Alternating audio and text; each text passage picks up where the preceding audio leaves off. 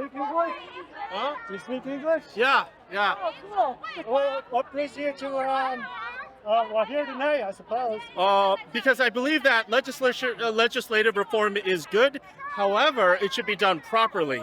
Giving the legislature basically unchecked power to basically find or determine what is truth by a simple majority is a pretty dangerous thing to do.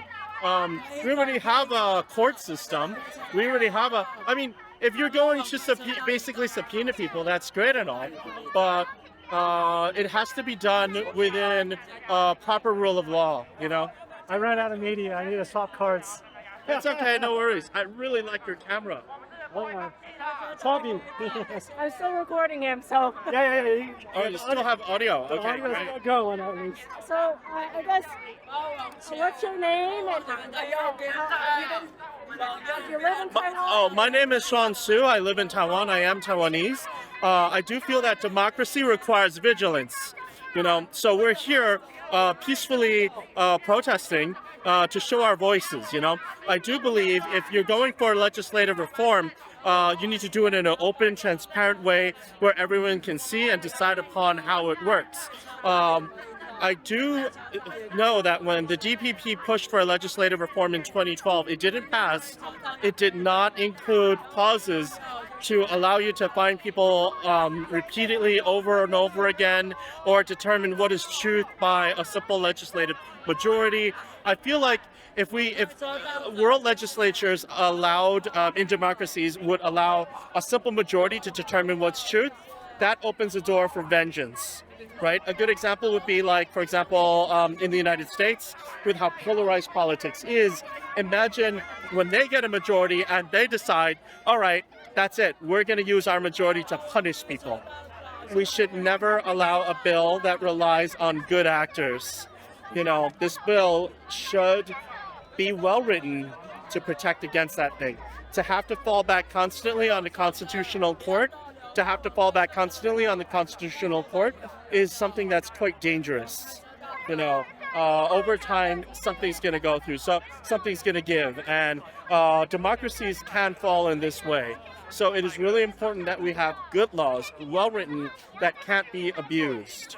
And ideally, that's the way it would be passed, but it didn't. It's pretty loud here.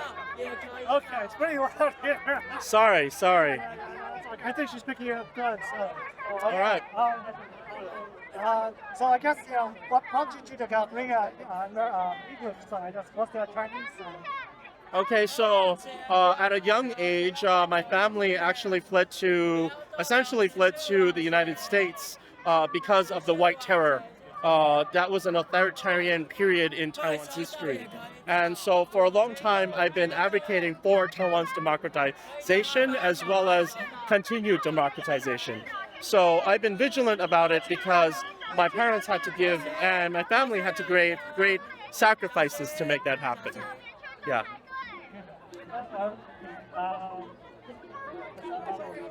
Now you're living here, it's your permanent residence here in Taiwan. Yes, I live in Taipei. Yes, I've been living here for quite some time. I moved back from the States a long time ago. And I feel like I really love Taiwan. It's a vibrant democracy. I mean, if you see, there's lots of organizers, there's lots of staff. They make sure that everything is organized. There's safety teams all over. The people who are shouting behind me are encouraging people to move along in order to ensure that, there's not a dangerous situation that arises from that. And that is what I'm proud of, that we have great democracy in process here. This may be a protest, but it almost feels like a festival. People are creating all these materials, people are giving out food, they're giving out water, they're making sure that everyone is comfortable and well taken care of. There's even people giving out raincoats when it was raining earlier. I feel like this is one of the reasons why Taiwan is one of the most vibrant democracies in the world. We're so proud of our nation and our progress, and this is just a step there. It's going to be a bumpy ride, but it's always been a bumpy ride for all democracies. How do you think today's could potentially affect Well, I mean, as you already know, the bill has already passed third reading, right? So the president will basically have to either sign it or send it back. The legislature will have a small minority and probably pass it. But in between, I'm pretty confident that the executive branch of our Taiwan government will try to challenge this bill for its constitutionality, and it will be brought to constitutional court.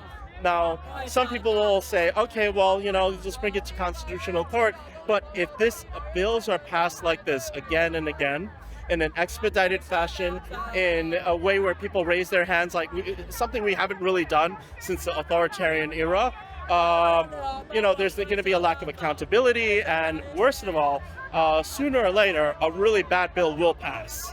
So we have to come out in large numbers like we are today to let the government and let all parties know that we want to have strong bills that are well written, not stuff like this where you give the legislative branch powers of other branches. The legislature should not be judge, jury, and executioner. That's not the right thing to do.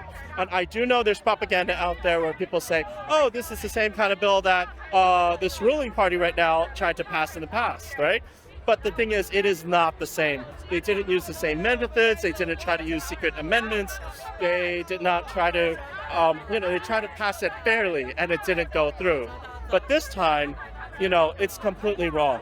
Sure, everyone wants a stronger government that has more checks and balances, but not in a way that gives one side way too much power. Plus, I do think the KMT and the TPP should really think about this. What if one day they lose the legislative majority? Then they themselves could be abused with the same very bill that they pushed through. It's like giving a gun to the neighborhood watch, or not even a gun, a bazooka, when we already have police, when we already have a court system that takes care of these things. So I think we should continue and have our separation of powers. We should have, the legislature should have some of these powers, but not all of them. One blogger that writes really well about Taiwan politics is Frozen Garlic by Nathan Bado. He details what's wrong and what seems to be okay with this bill. Any last words?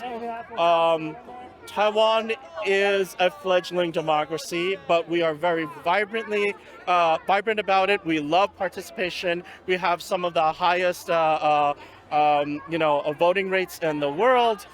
We have so many young legislatures. We previously had a female president. We've long had a female vice president.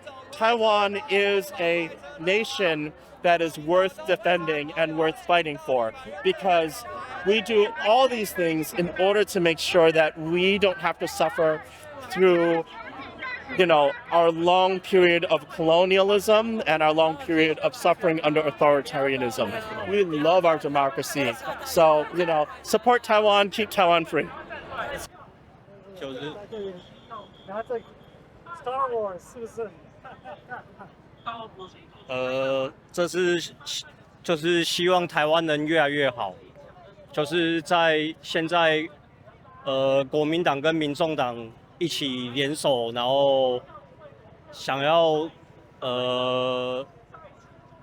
没有经过讨论，然后想要强行通过这个国会扩权的法案，我觉得这是不对的，因为我们是在民主的国家，所以应该经过充分讨论，然后才能就是互相沟通，然后找到对人民最好的法案，然后通过这样。